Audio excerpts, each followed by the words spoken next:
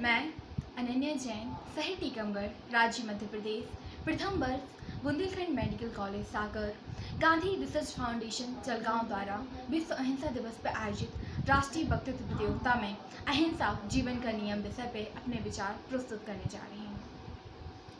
इस वर्ष हम दुनिया के सबसे प्रभावशाली व्यक्तित्व की वर्षगांठ मनाने जा रहे हैं। वह व्यक्तित्व जिसके बारे में दुनिया के सबसे दिमागदार व्यक्ति यानी कि आइंस्टीन ने कहा था कि आने वाली पीढ़ी इस बात पर शायद ही यकीन करेगी कि हाड़ मांस से बना कोई ऐसा व्यक्ति भी इस धरती पर कभी चला होगा। 20वीं शताब्दी में जब विश्व तलवार, बंदूकों, बम, परमाणु बम से युद्ध कर रहा था, ऐसे भीषण समय में बापू ने, जब दिन में अग्नि की वर्षा होती थी और रात में सन्नाटा छाया होता था, अहिंसा को शस्त्र और सत्य को ढाल बनाकर स्वतंत्रता संग्राम की लड़ाई छेड़ी थी। उनके लिए आज कहा भी जाता है, दे दी हमें आज़ादी बिना खड्ग बिना ढाल, साबरमती की संत तूने कर दिया कमाल। बापू ने हमें आज़ादी भी दिलाई और शस्त्र भी बताया, लेकिन फिर भी ना आज आज़ादी का महत्व रह गया है, ना ही उनके शस्त्र का। ऐसा लगता है कि अब वो शस्त्र जंग खा के किसी कोने में पड़ा हो। आज लोग छोटी छोटी बातों पे भी हिंसा पे उतारू हो जाते हैं, लेकिन गांधी जी की बात माने तो वो भी गलत नहीं है, बस अज्ञानी है। आज इतने वर्षों बाद हम अहिंसा का मतलब ही भूल चुके हैं। हम अहिंसा का अर्थ मानते हैं हिंसा न करना, किसी को चोट ना पहुंचाना या फिर किसी को मारना नहीं। लेकिन अहिंसा का मतलब सिर्फ यही नहीं है, ये बहुत ही व्यापक शब्द है और इसका अर्थ होता है किसी भी रूप में किसी भी जीव को कष्ट न पहुंचाना, न तन से, न मन से, न वचन से।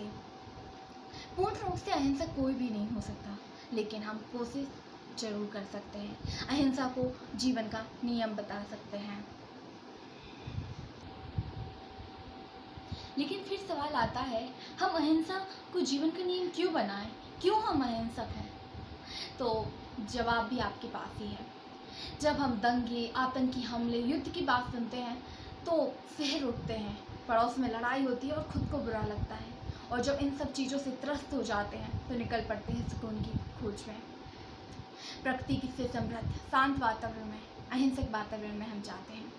हिंसा कभी भी मन को शांति नहीं देती, विचलित कर देती है, भयभीत कर देती है, जबकि अहिंसा हमें भयमुक्त कर देती है। हिंसा से व्यक्ति घृणा के रास्ते पे जाता है और अहिंसा प्रेम पथ का द्वार होती है। और जब पूरी दुनिया में इतनी नफरत, घृणा फैली हुई है, विश्व तीसरे विश्व युद्ध की कगार पे है, जिसे बस एक चिंगारी की दरकार है, मानवता ध्वस्त हो रखी हो, तब इन सब के खिलाफ हमारे पास सिर्फ एक शस्त्र रह जाता है, वो है अहिंसा।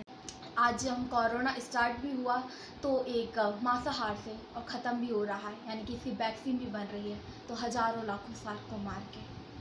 इसके लिए हम ज़रूरत है कि हम अहिंसा वातावरण में जाएं। क्या यह आवश्यक है कि सार्क से बनी वैक्सीन हमारे लिए कोई दुष्परिणाम लेके नहीं आएगी?